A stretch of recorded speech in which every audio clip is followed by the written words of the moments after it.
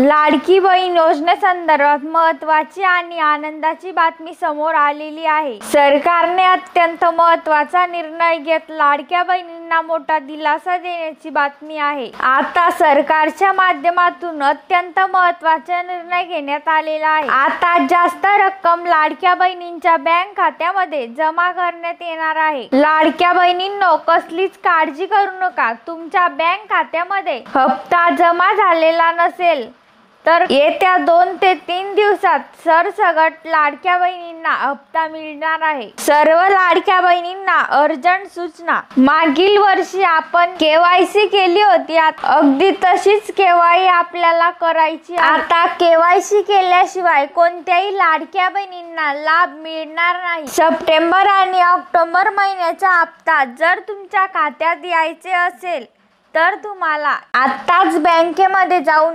E-KYC प्रक्रिया पूर्ण करणे अत्यंत गरजेचे आहे। परंतु महिलांना त्रास होऊ नये म्हणूनच सरकारने ऑटोमॅटिक प्रक्रिया सुरू केलेली आहे। परंतु तसं नोटिफिकेशन आलेलं नाही। तर याच्यामध्ये नक्की काय केलं जाणार आहे? तुमचा जो मोबाईल नंबर बँक खात्याला लिंक आहे त्या मोबाईल नंबरवर बँकेकडून एक कॉल केला जाईल। त्यानंतर तुमचं व्हेरिफिकेशन केलं जाईल। तुम्हाला बँकेकडून आधार नंबर विचारला जाईल, तुमचं नाव विचारलं जाईल, पत्ता विचारला जाईल, जन्मतारीख विचारल्या जाईल, तर ती तुम्ही व्यवस्थित सांगायची। आणि दुसरी पद्धत, तुमच्या मोबाईलवर एक OTP पाठवला जाईल, तर हा OTP तुम्हाला बँक अधिकाऱ्याला सांगावा लागणार। याद्वारे देखील तुमची ई-केवायसी प्रक्रिया केली जाऊ शकते। याही पेक्षा सरकारला या दोन्ही पद्धतींमध्ये धोका, अशा पद्धतीने लाडकी बहीण योजनेची फसवणूक केली जाऊ शकते। अनेक बहिणींची बँक खाते रिकामी झालेली आहे।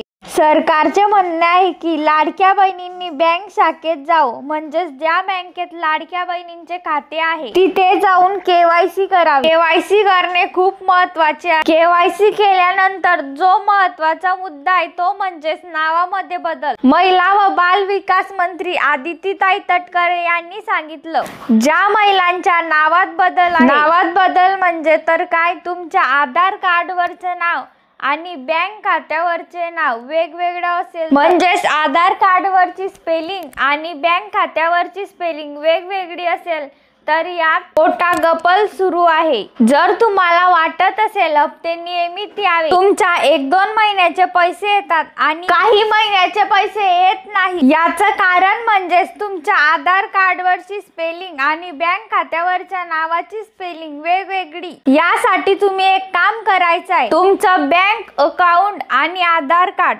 ही दोन्ही डॉक्युमेंट तुमच्या समोर ठेवा आणि त्याच्यावरचं नाव तंतोतंत जोडते का पहा। स्पेलिंग मध्ये थोडीशी चूक असेल तर तुमचा हप्ता येणार नाही। याच्यासाठी तुम्ही एक काम करायचं आहे, याच्यासाठी तुम्ही बँकेमध्ये जायचं आहे। बँकेमध्ये एक फॉर्म मिळतो, नेम करेक्शन फॉर्म, म्हणजेच नाव दुरुस्ती अर्ज।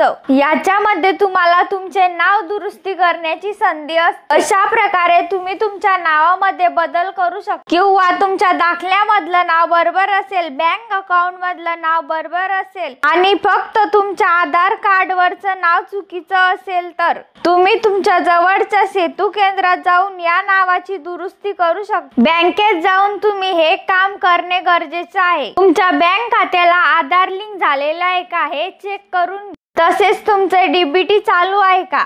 DBT म्हणजे डायरेक्ट बेनिफिट ट्रान्सफर। सगळ्या योजनांचे पैसे खात्यात जमा होण्यासाठी DBT चालू असणे गरजेचे आहे। आणि आपला आधार सेटिंग आहे का, या दोन्ही गोष्टी तुम्ही लवकरात लवकर चेक करा। तसेच ज्या महिलांच्या घरी 4 चाकी वाहन आहे, ट्रॅक्टर सोडून, अशा लाडक्या बहिणींचा सुद्धा लाभ बंद झालेला आहे। या कारणांमुळे तुम्हाला या योजनेचा हप्ता मिळत नाही। लाडक्या बहिणींसाठी खूप शासकीय योजना आहे। अशाच प्रकारच्या नवनवीन योजनांविषयी अपडेट पाहण्यासाठी आमच्या चॅनलला सबस्क्राईब करा।